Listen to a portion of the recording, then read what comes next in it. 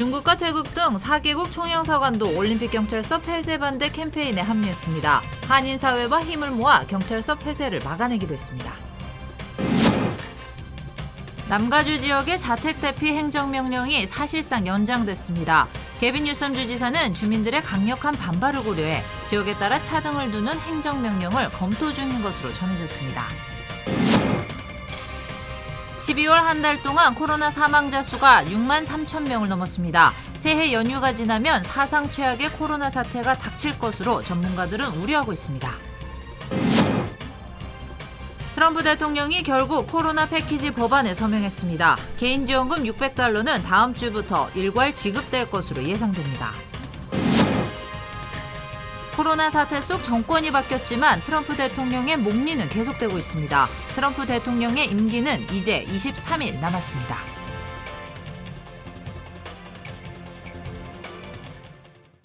네, 캘리포니아 주지사의 자택 대피 행정명령이 지역에 따라 차별적으로 적용될 것으로 예상됩니다. 남가주 지역에는 사실상 4주가 더 연장됐습니다. 관련 소식은 잠시 뒤에 전해드리겠습니다. 네, 올림픽 경찰서 폐쇄에 반대하는 캠페인에 중국을 포함하는 4개국 총영사관도 동참했습니다. 내일에는 또 LA 시의원들과 화상회의가 예정되어 있습니다. 먼저 김민우 기자가 보도하겠습니다. 올림픽 경찰서 폐쇄 반대 캠페인에 중국 등 4개국 총영사관도 동참하기로 결정했습니다. 중국과 태국 그리고 과테말라와 엘사바도르 총영사관은 한인사회와 함께 반대 서명 캠페인에 힘을 보태기로 했다고 밝혔습니다. 코로나 사태에 더해 경찰서 폐쇄에 따른 치안 불안은 반드시 막아야 한다고 강조했습니다. 4개국 커뮤니티 단체들도 힘을 합치기로 했습니다. We oppose, the Thai community opposes the defunding of the police. We need, right now, it's been an unprecedented year. We've had so many struggles, riots, the coronavirus outbreaks, so much unrest. This is not the time to cut back on police. We don't know what the year holds for us. It's the county and the city. We cannot do that because we need the safety. In this critical time, we need more police. It's not defunded police. 한인 비상대책위원회는 온라인 서명운동을 독려하기 위해 교회와 주변 상권을 중심으로 청원 사이트가 적힌 배너 홍보도 확대해 나가기로 했습니다. 청원 사이트에는 현재 1만 명이 넘는 사람들이 서명을 마친 것으로 나타났습니다. LA 총영사는 재외국민 보호와 권익보호 차원에서 올림픽 경찰서 폐쇄를 반대하는 서한을 LA 시장과 시의원들에게 발송했다고 전했습니다. 재외국민 보호 내지는 우리 해외 동포 권익 신장 차원에서 이런 이번에 올림픽 경찰서 폐쇄 문제에 동참을 하기로 했고 그 지역구하고 있는 토마스 의원하고 면담을 하고 전체 시의원한테 이제 최명의로 서한을 하나 보내고 LA 시장한테도 서한을 하나 보냈습니다. LA 한인회도 내일 마크 리들리 토마스와 존 리 그리고 로드리게스 시의원 등과 연쇄 줌 미팅을 갖고 경찰서 폐쇄 반대를 요구할 방침입니다. LA에서 SBS 김민우입니다. 네, 개빈 뉴섬 주지사의 자택 대피 행정명령이 남가주 지역에는 사실상 4주가 더 연장됐습니다. 최종 결정은 내일 공식 발표할 예정입니다. 이재린 기자입니다. 오늘 자정 만료되는 캘리포니아주의 자택 대피령, 남가주 지역은 사실상 연장이 확실한 분위기입니다.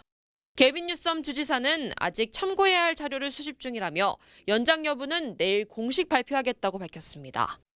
주지사는 캘리포니아주의 병상 부족 사태는 심각한 수준임을 강조했습니다.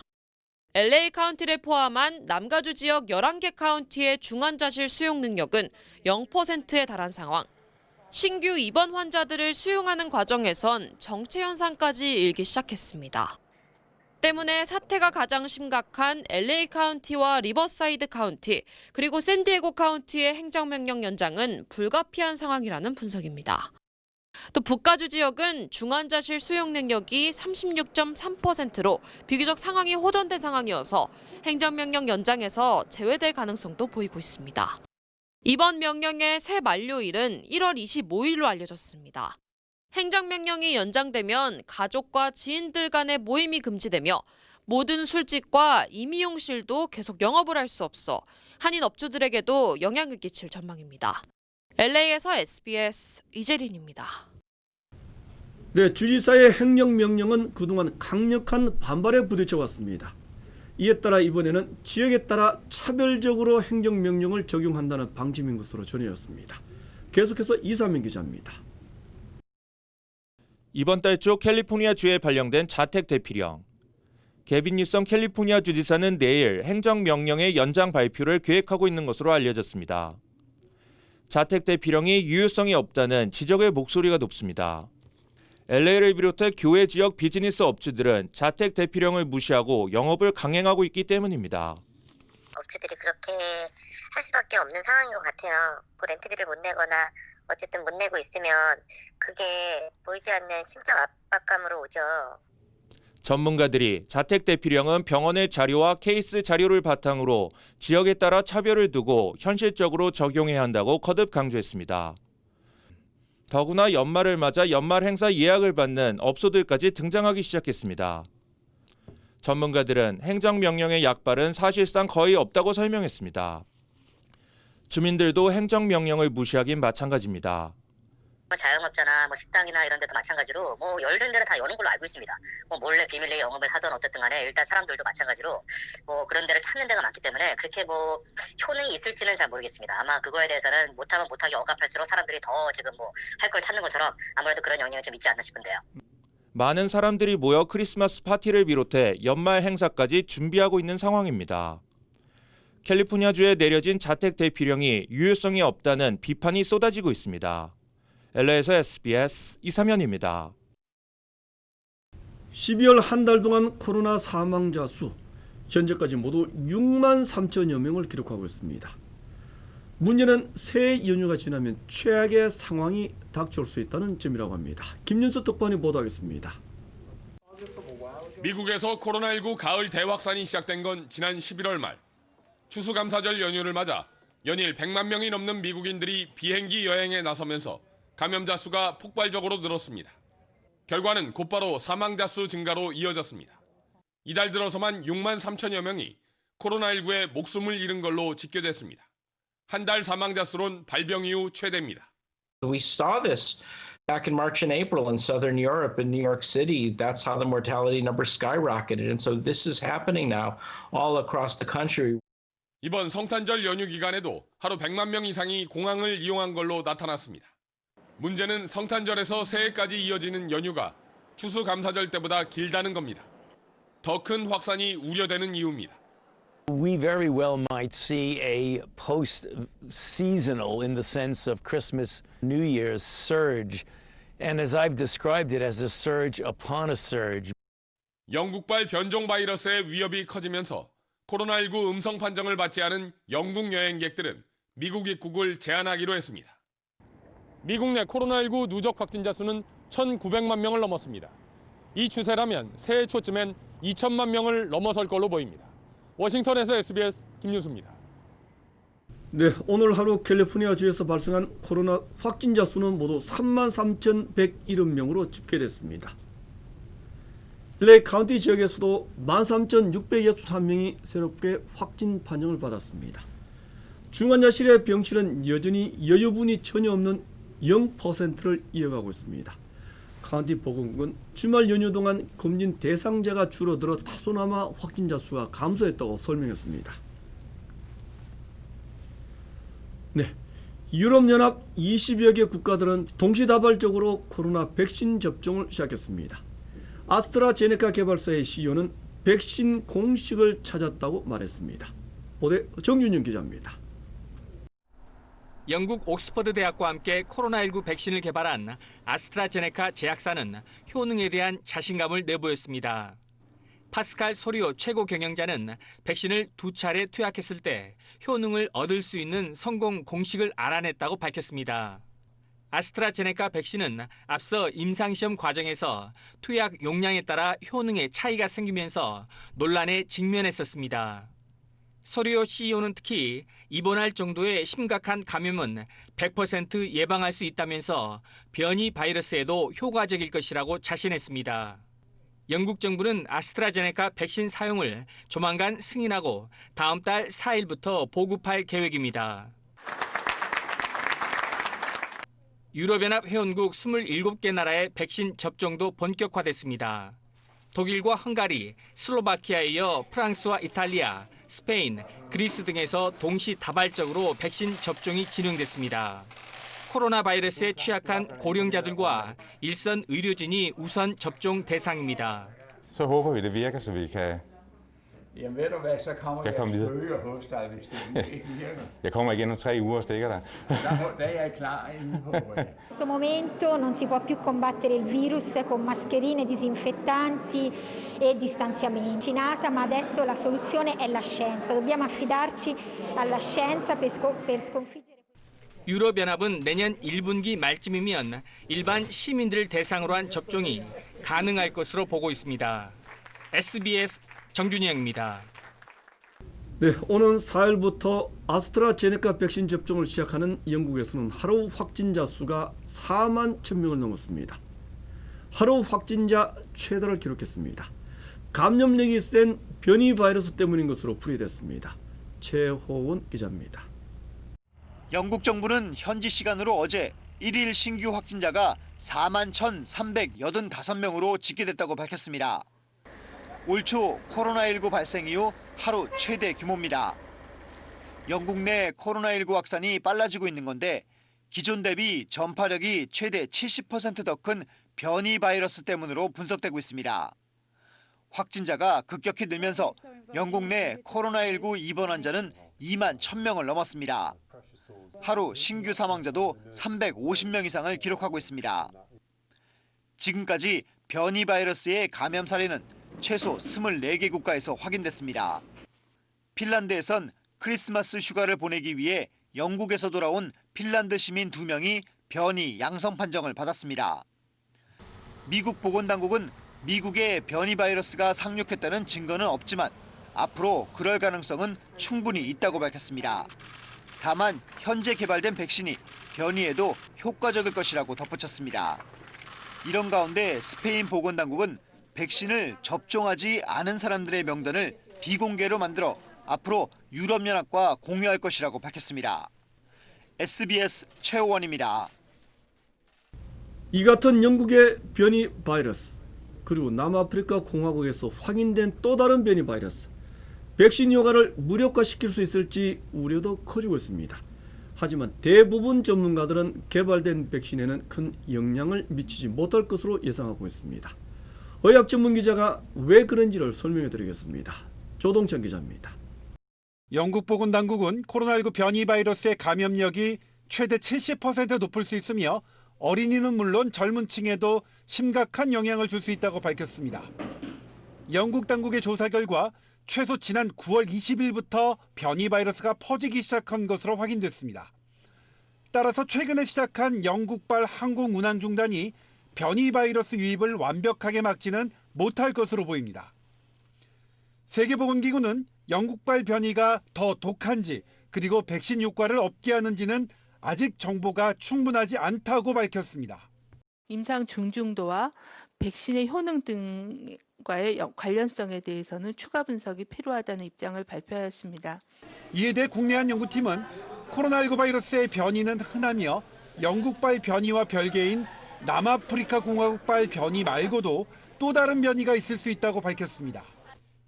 백신 효과에는 거의 영향을 주지 않으리라고 보이는데 바이러스가 세포에 침투하는 데 사용하는 스파이크 단백질이 변하면 항체 면역에는 일부 나쁜 영향을 줄 수 있어도 더 중요한 세포맥의 면역은 영향을 받지 않기 때문입니다. 다만 바이러스 변이는 항상 예의주시해야 하는데 특히 조류나 돼지 등 사람과 동물 사이를 오가며 변이가 생기면 치명률이 더 높아질 수 있습니다. SBS 조동찬입니다. 네, 다음 소식 전하겠습니다. 어젯밤부터 남가주 전역에 내렸던 겨울비가 오늘 밤 늦은 시각까지 간간히 계속되겠습니다. LA 지역에는 1인치의 강우량이, 샌루이스 오비스포에는 1.5인치의 비가 내렸습니다. 산간지방에는 최고 10인치의 눈이 쌓이게 됐습니다. 내일부터는 맑은 날씨가 이어지겠지만 최고 기온은 60도 내외에 머물겠습니다. 네, 올 한 해 어떻게 생각하십니까? 코로나 태풍이 모든 것을 집어삼킨 한 해가 아닐까 합니다. 정치권에서는 정권이 바뀌는 큰 변화도 일어났습니다. 하지만 임기가 23일밖에 남지 않은 트럼프 대통령의 목리는 계속되고 있습니다. 이재린 기자가 올 한 해 정치권을 되돌아봤습니다.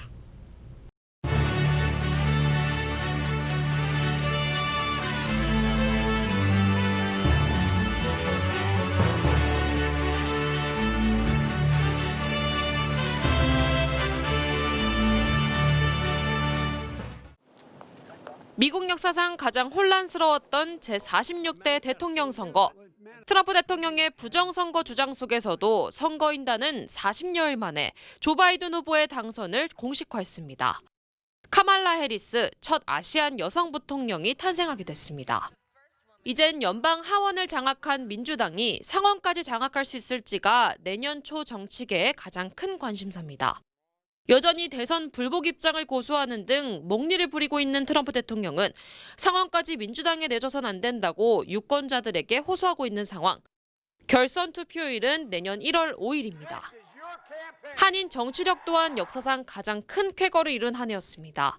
한인 연방 하원 의원은 이제 무려 4명. 그중 3명이나 첫 한인 여성 연방 하원 의원이라는 타이틀을 차지하며 유리천장을 깨게 됐습니다. 로컬 정계에도 기분 좋은 한인들의 당선 소식이 이어졌습니다. UC 얼바인 법대 교수 출신인 데이브 민 의원은 현역 의원을 꺾고 캘리포니아주 상원 의원에 올랐고 최석호 가주 하원 의원도 3선에 성공했습니다. 또 유일한 LA 한인 시의원이 된 존 리 시의원, 보궐선거를 넘어 지난 3월 예비선거에서 연임을 확정지으며 오는 2024년까지 시정활동을 펼치게 됐습니다. 첫 LA 한인 시의원이었던 데이빌 류 의원은 아쉽게 탈락의 고배를 마셨고 LA 시의원에 두 번째 도전한 그레이스 유 후보는 선전했지만 2배 가까운 격차로 현역 정치 거물을 당하기엔 역부족임을 보여줬습니다. 또 태미 김 얼바인 시의원과 프레드 정 플러튼 시의원이 당선되는 등 오렌지 카운티에서도 한인 정치인들의 활약이 돋보인 한 해이기도 했습니다. 어느 해보다 많은 한인 정치인들의 활동과 새로운 정권 출범을 앞둔 2021년, 한인들의 기대 또한 커지고 있습니다. LA에서 SBS 이재린입니다. 네, 코로나 패키지 법안에 대해 거부권을 행사하겠다고 위협했던 트럼프 대통령. 결국 법안에 소명했습니다.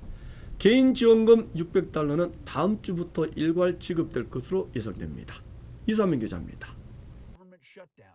경기 부양안에 깜짝 서명한 도널드 트럼프 대통령. 개인 부양 지원금 $600가 다음 주부터 자동 입금될 것으로 기대되고 있습니다.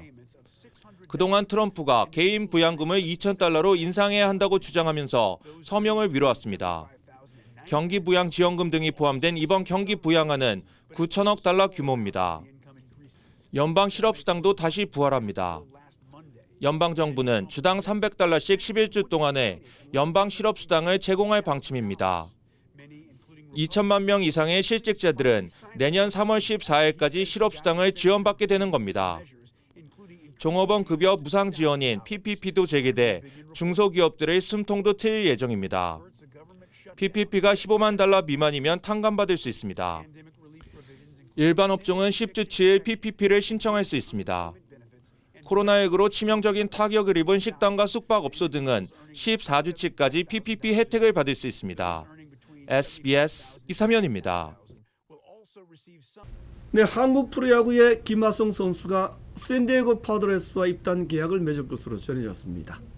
연봉이 $700만 보도까지 나왔습니다. 중국의 주요 한인사회 소식을 종합해드리겠습니다.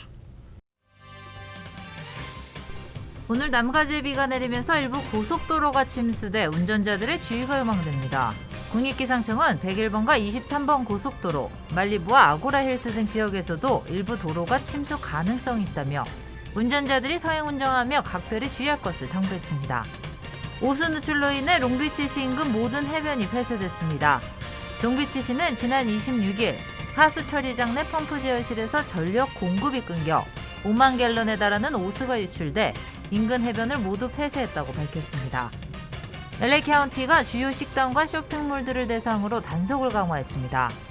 보건국은 수용인원 20% 제한과 업소 내 식사 금지 등 규정을 지키지 않은 업소들을 단속해 최소 $500의 벌금을 부과하고 있다고 밝혔습니다. 맨하탄 전철 내에서 30대 아시안 여성이 흑인들에게 집단 폭행을 당하는 사건이 발생했습니다.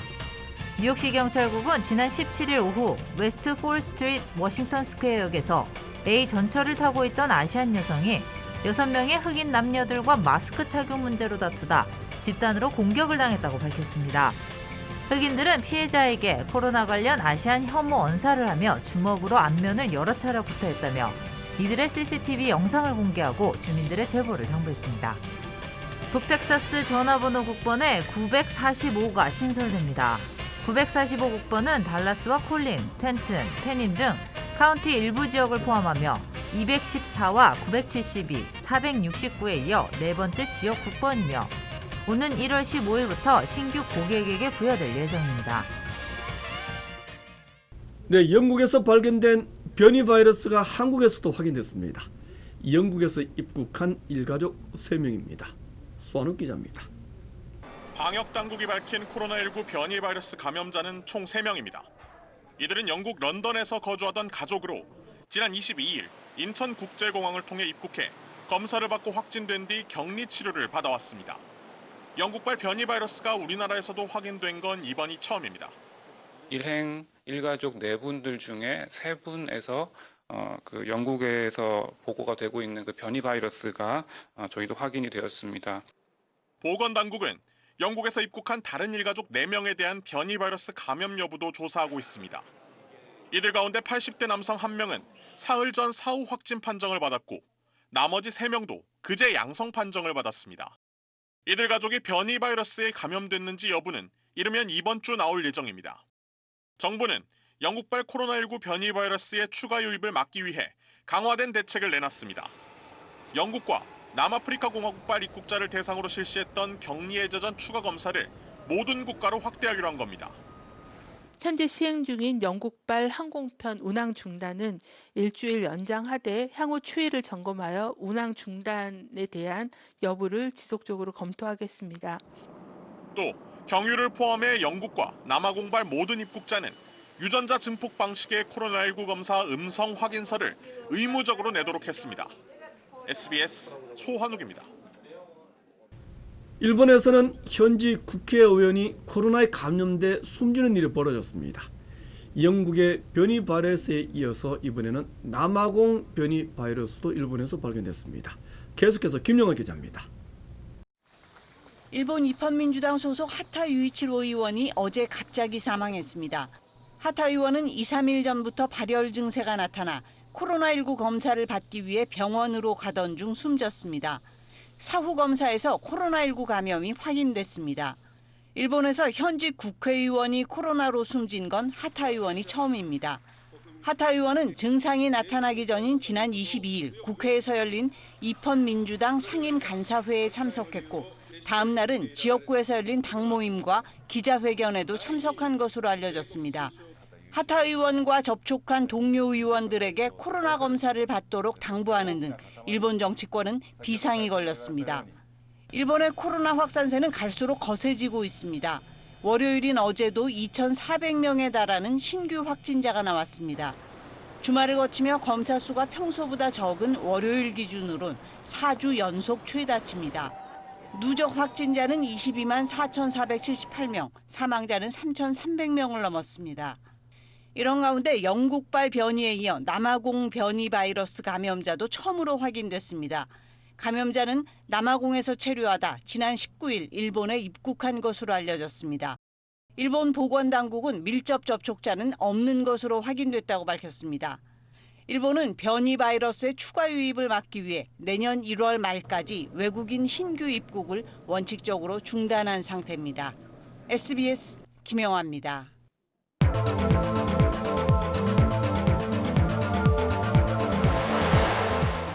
네, 문재인 대통령은 모레쯤 공수처장을 최종 임명할 것으로 예상됩니다. 또 일부 개각도 단행할 것으로 전해졌습니다. 정용윤 기자입니다. 문재인 대통령은 내일쯤 공수처장 추천위원회가 올린 후보 2명 가운데서 초대 공수처장을 낙점할 것으로 예상됩니다. 추미애 법무장관의 사표도 그때쯤 수리될 것으로 보입니다. 공수처장 지명과 함께 소임을 다했다는 자평에 윤석열 검찰총장 징계 추진에 대한 책임론, 최근 지지율 하락 흐름을 반전시키려는 여당의 요구까지 맞물리면서 교체 시기가 됐다는 게 청와대의 대체적인 분위기입니다. 후임 법무장관 하마평엔 판사 출신 삼선 박범계, 검사 출신 초선 소병철 같은 민주당 의원들의 이름이 오르고 있습니다. 추 장관뿐 아니라 일부 부처 장관도 함께 교체할 것으로 보입니다. 여권 관계자는 문재인 대통령과 정세균 국무총리의 주례 회동에서 개각이 논의됐다며 올해 안에 일부 장관을 바꾸는 데 대한 언급이 있었다고 전했습니다. 재임 기간이 오래된 장관들이 개각 대상으로 주로 거론되는데 서울시장 보궐선거 출마를 고심 중인 박영선 중소벤처기업부 장관의 경우 이번 연내 개각보단 다음 개각 때 거취가 정해질 가능성이 더 커 보입니다. 노영민 청와대 비서실장과 일부 비서관을 바꾸는 청와대 개편 시점도 내년 1월이 유력하다는 전망입니다. SBS 정경윤입니다. 네, 미국이나 한국의 주식시장 연일 사상 최고치를 경신하고 있습니다. 유동성 장세가 지속될 수가 있을지 우려도 커지고 있습니다. 유덕기 기자가 전하겠습니다. 어제도 코스피가 이틀 연속 사상 최고치를 갈아치웠습니다. 장중엔 2830선을 훌쩍 넘기기도 했는데 상승폭을 줄여 0.06% 오른 2808.6으로 거래를 마쳤습니다. 코스피와 코스닥의 거래 대금은 40조 552억 원으로 사상 최대치를 경신했습니다. 개인은 양도소득세의 대주주 기준을 회피하기 위해 매물을 대거 던진 반면 기관은 연말 배당을 노리고 대거 주식을 사들였기 때문입니다.